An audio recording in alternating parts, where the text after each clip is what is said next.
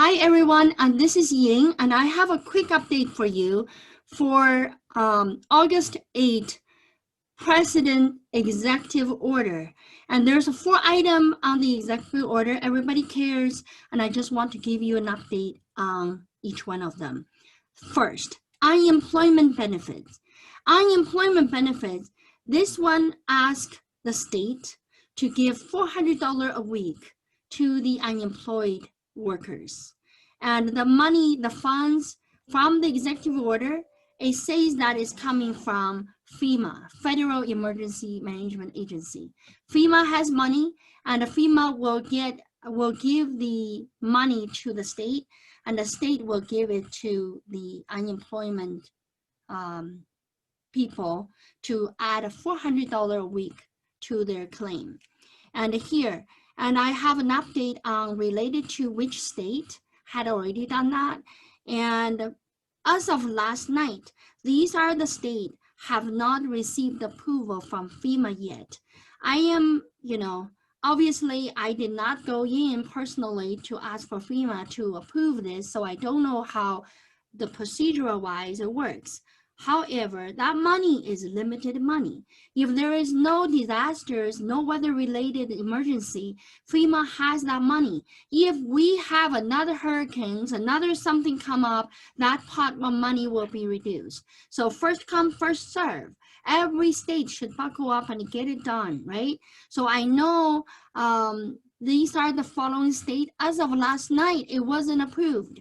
Delaware, Florida, Hawaii, Illinois, Kansas, Minnesota, Nebraska, Nevada, New Jersey, North Dakota, Oregon, South Carolina, Wisconsin, Wyoming, and the District of Columbia have not yet getting approval. Iowa got approval on August 14.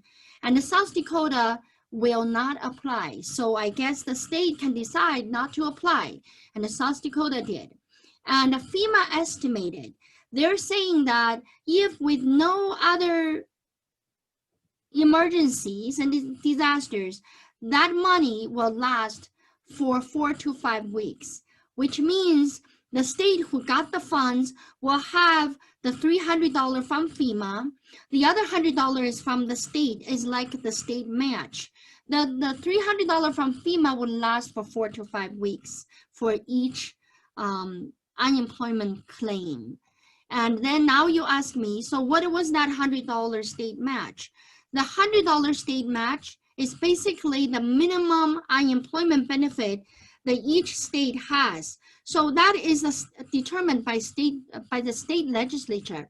Some state has a minimum unemployment benefit $5 per week, and Iowa is 87.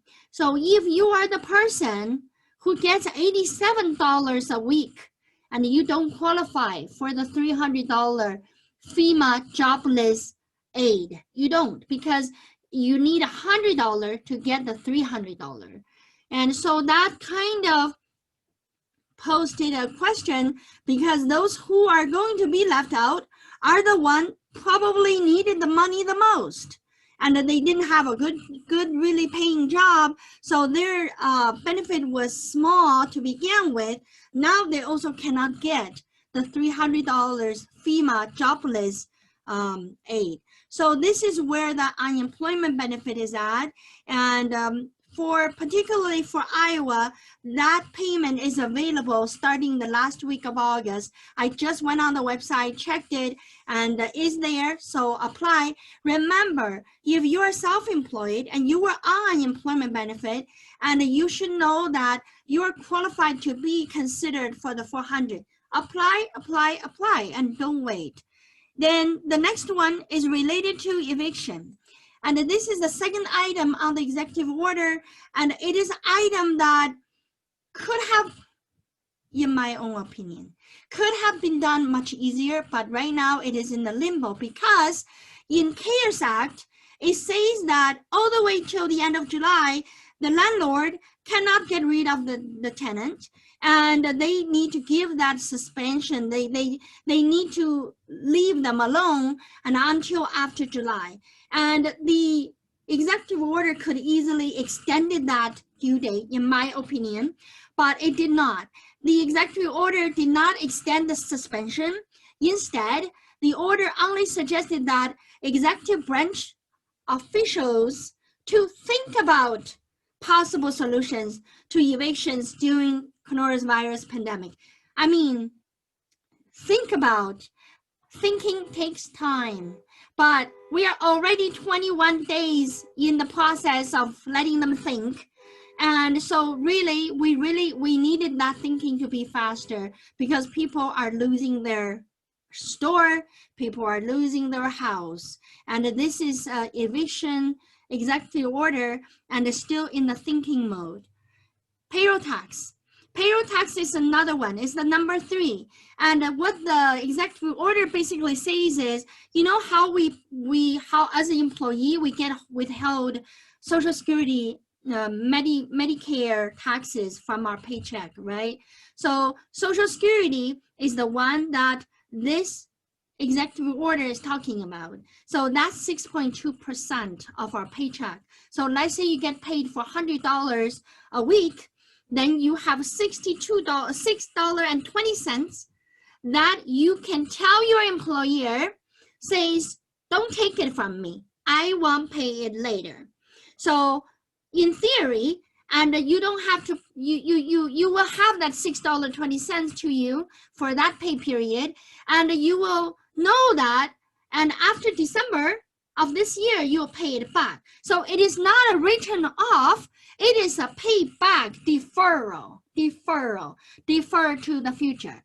And so that posed a lot of questions. And you know how a lot of payrolls were done by the big processing company, and you're dealing with the one that you only call the 1-800 number, and you think they're gonna help you. You have 2 employees, one wants it, one doesn't, and you think you're gonna call and have them, oh, stop withholding the 6.2% for John Smith, and starting from today. And it's impossible, it's monstrous to administrate that. So the payroll processing company is struggling, and your employer, maybe you have a very good-hearted employer and who will just do the payroll themselves and will take care of that for you and not withhold.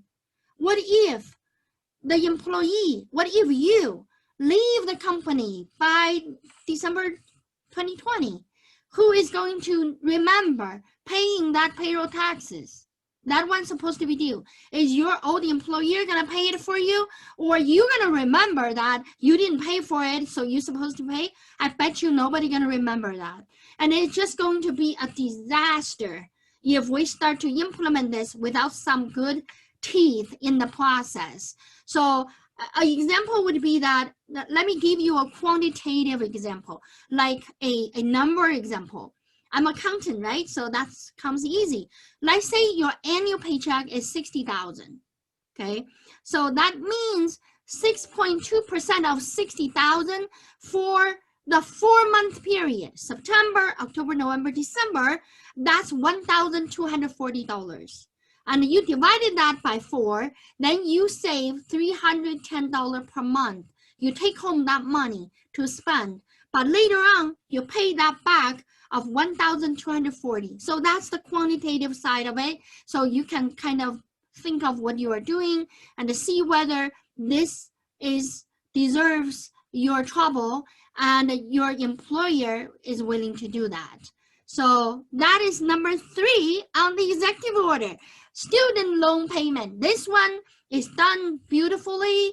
It is clear and no noises. And because CARES Act said your student loan, CARES Act actually tell the student loan payment, which including the principal and interest, you can defer that all the way to September. September, that's the date, the end of September, and you don't have to worry about it, folks, and you don't have to pay. You pay it after September. This executive order just extended that September due date all the way to December. Beautiful job, simply extension. So rules didn't change, CARES Act still there, just the due date got changed. So, you know, it's a continuation of pausing for cash outflow. And that's all, folks. An executive order update, and I hope you like our video.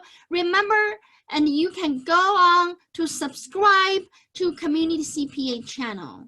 And Community CPA channel, we have over 100 some videos, and our update is current, and we have a team of researchers and to help us to get this information right to you and timely.